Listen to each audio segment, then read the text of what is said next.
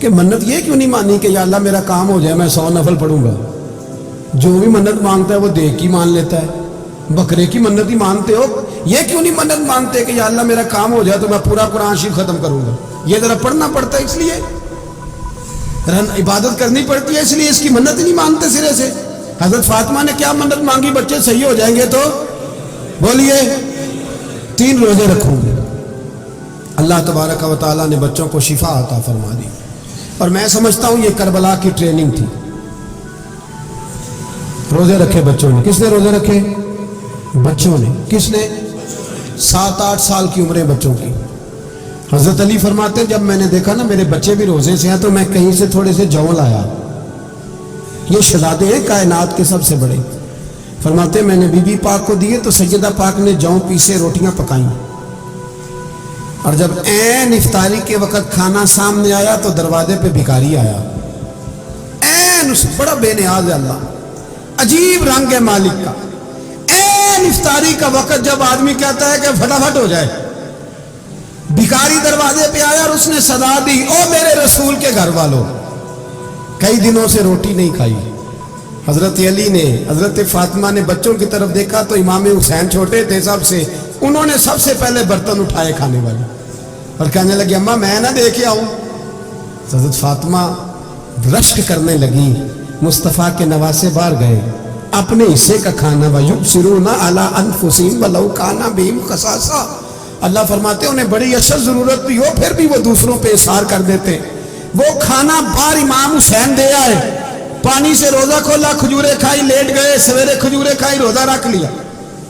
شام ہوئی تو حضرت علی فرماتے ہیں میں پھر اگلے دن کے روزے کے لیے جوں لایا، فاطمہ نے پیچھے روٹیاں پکائیں، 2 دنوں کی بھوک تھی، پر مالک تو بڑا بے نیاز ہے۔ آزمانے پہ آیا تو اس رنگ میں عین افطاری کے وقت دروازے سے آواز نکلی، اور مانگنے والے نے کہا کہ بھوکا بھی ہوں اور یتیم بھی ہوں، یتیم ہوں۔ حضرت فاطمہ کہنے لگی بیٹا دیر نہ کرنا، یتیم کا پیٹ بھرنے میں دیر نہیں ہونی چاہیے۔ کھانا باہر چلا گیا، پانی سے روزہ، کھجورے، شہزادے ہیں شہزادے، یہ 2 جہاں کے شاہ ہیں، پاس کچھ رکھتے نہیں، 2 جہاں کی نعمتیں ہیں ان کے خالی ہاتھ میں۔ کھجور پانی سے افطاری بھی، سحری بھی، سویرے پھر اٹھے، روزہ رکھا، تیسرا دن ہے، تیسرا۔ ذرا دل پہ ہاتھ رکھنا، بچہ ایک رات بھوکا ہو تو اماں سوتی نہیں، اور میں کہا کرتا ہوں اماں فالج والی ہو نا، فالج والی ماں، فالج زدہ، تو آدھی رات کو اس کا بیٹا جوان کا تھوڑی بھوک لگی ہوئی تھی، تو اماں کو رینگنا بھی پڑے تو وہ رینگ کے بھی جاتی ہے، روٹی پکاتی ہے، کہتے ہیں میرا لال بھوکا نہ سو جائے۔ اور مصطفیٰ کی بیٹی سے زیادہ بچوں سے کون پیار کر سکتا ہے؟ اور 3 دن کے بھوکے بچے، تیسرا دن آیا، بڑے حوصلے سے بی بی کہہ دیتی ہے چھوڑو ان کا تو کام ہے، یہ تو آتے رہتے ہیں، میرے بچے بھوکے تم پہلے روٹی کھاؤ۔ لیکن میرے بھائی کربلا ایسے نہیں سجتی، یہ جو برگر کھا کے ناراض ہونے والے بچے ہوتے ہیں یہ میدانوں میں نہیں نکل پاتے، ان کے لیے مشکل ہوتا ہے۔ حضرت فاطمہ نے، حضرت علی نے ڈیوٹی کی، ڈیوٹی اپنے بچوں کو تیار کیا کربلا کے لیے۔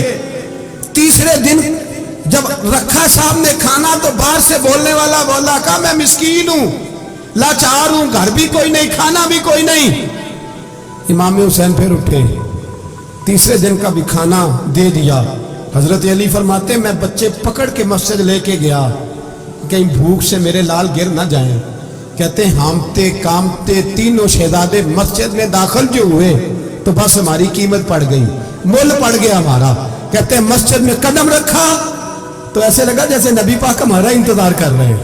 فرماتے ہیں تیسرے دن کی مغرب پڑھنے گئے تو حضور نے تینوں باپ بیٹوں کو چہرے دیکھے، فرمایا علی یہ جبریل کھڑے ہیں اور فرما رہے ہیں تیرے 3 دن کا عمل خدا کو بھی بڑا پسند آیا ہے، محمد مصطفیٰ کو بھی بڑا پسند آیا ہے، بڑا پسند آیا ہے 3 دن کا عمل۔ میرے بھائی ٹریننگ کرائی، ٹریننگ۔ ہمارے ہاں تو حال بڑا سخت ہے، اور دین کا معاملہ، چوری آتے ہیں بچے گھروں سے چوری نمازیں پڑھنے، داڑھی رکھ لے تو سب سے پہلے مسئلہ اماں کو بنتا ہے، سب سے پہلا۔ انہوں نے ٹریننگ کی، دین کے لیے تیار کیا، ہمتیں بدائی، اور رسول پاک علیہ السلام نے خود اپنی بیٹی کی تربیت فرمائی، شہزادی کی۔ کس کی؟ دنیا میں سب سے بڑی شہزادی کون ہے؟ آپ نام لیں گے تو دل ٹھنڈا ہوگا انشاءاللہ۔ میرا عقیدہ ہے حضرت فاطمہ کا نام لے تو اللہ دل کو سکون دیتا ہے. سب سے بڑی شہزادی سیدہ، بولیے سیدہ فاطمہ الزہرا رضی اللہ تعالی عنہ. حضرت علی فرماتے ہیں حضور بڑا پیار کرتے تھے حضرت فاطمہ سے. جب سفر پہ جاتے تو سب سے آخر میں حضرت فاطمہ سے ملتے، واپس آتے تو سب سے پہلے حضرت فاطمہ سے ملتے. فرماتے ایک جہاد کے لیے حضور چلے گئے اور مجھے نائب بنا کے چھوڑ گئے. میرے پاس مال غنیمت کے تھوڑے سے پیسے تھے، تھوڑی سی رقم تھی، تو میں نے سوچا کہ میں نے فاطمہ کو کبھی تحفہ نہیں دیا تو ایک زنجیر نہ سونے کی خرید کے دوں. کہتے ایک چین سونے کی زنجیر خرید کے میں نے حضرت فاطمہ کو تحفہ دی تو سیدہ نے پہن لی. کچھ دنوں کے بعد خبر آئی کہ حضور کل پہنچ رہے ہیں واپس. کہتے میں نے فاطمہ کو بتایا تو مجھے پتا تھا فاطمہ کیا کرے گی. سیدہ نے سارا گھر صاف کیا، ساری تیاریاں کی، کھانے چنے، جو اس وقت ماحول تھا ہر لحاظ سے حضور کی آمد کا انتظار کیا. اور سویرے سے ہی حضرت فاطمہ بیٹھ گئی. سویرے سے حضور کئی دنوں کے بعد آ رہے ہیں، کمال ہو گئی. فرماتے ہیں جب محبوب تشریف لائے نا، پہلا قدم نبی پاک نے حضرت فاطمہ کے گھر کے اندر رکھا، السلام علیکم کہا، اور شیر خدا فرماتے جناب فاطمہ کو دیکھا اور نبی پاک واپس پلٹ گئے. کہتے میں نہیں تھا گھر میں واپس آیا، بی بی صاحبہ نے بتایا اور میں نے دیکھا کہ فاطمہ اس طرح روتی ہے کہ میں نے ایسا روتے کبھی دیکھا ہی نہیں. فاطمہ ہوا کیا؟ کا پتہ کرو. حضور چلے گئے پر بغیر ملے ہی چلے گئے. کہتی ہے میں مسجد گیا، میں نے کہا ایسا کیا ہو گیا کہ اتنا محبوب بغیر ملے رخصت ہو گئے. میں مسجد گیا اور جا کر کے میں نے دیکھا تو نبی پاک کی مسجد کے کونے میں بیٹھے. میں قریب بیٹھا، میں نے کہا یا رسول اللہ فاطمہ بڑا رو رہی ہے، کیا ہوا؟ کہتے نبی پاک کی آنکھوں میں بھی آنسو آ گئے، حضور بھی روئے. پتہ ہے نبی پاک نے کیا فرمایا؟ یہ تربیت ہے، اس طرح کربلا سجتی ہے. رسول پاک علیہ الصلوۃ والسلام نے فرمایا وہ میری بیٹی ہو کے سونا پہنتی ہے. ہر عورت کے لیے جائز ہے، کئی کلو بھی پہن لے تو شریعت منع نہیں کرتی.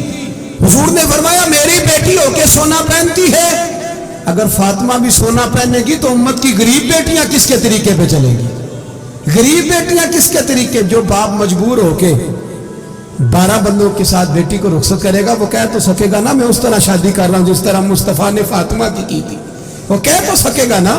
لیکن اگر یہ بھی سونے پہنے گی تو پھر نقشے قدم کیسے متعین ہوں گے؟ حضرت شیر خدا واپس آئے، کہا فاطمہ یہ تیری چین رسول پاک کو پسند نہیں آئی.